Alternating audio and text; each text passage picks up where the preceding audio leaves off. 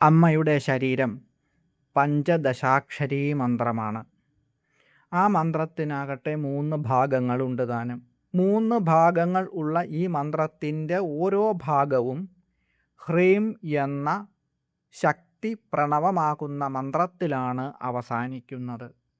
അതിലുള്ള ഹ് ര് വ്യഞ്ജനങ്ങളോട് ചേർന്ന് വരുന്ന സ്വരാക്ഷരമാണ് കാമകല. ഈ സാധനാമാർഗം ഗുരുവിൻ്റെ അടുത്തു നിന്നാണ് മനസ്സിലാക്കേണ്ടത്.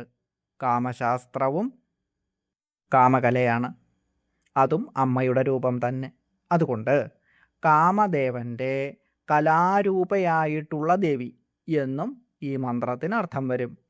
സ്ത്രീ എന്നും പുരുഷനെന്നും തിരിക്കാവുന്ന പ്രത്യേകതകൾ ഉൾക്കൊള്ളുന്ന ജീവികളുടെ പരമ്പരകൾ നിലനിൽക്കുന്നതു തന്നെ അപ്രകാരമുള്ള, അതായത് 2 ലിംഗങ്ങളും തമ്മിലുള്ള ആകർഷണം കൊണ്ടാണല്ലോ. ആ ആകർഷണവും കാമകല തന്നെ, അതും അമ്മയുടെ രൂപം. ഓം കാമകലാരൂപായൈ നമഃ. ഓം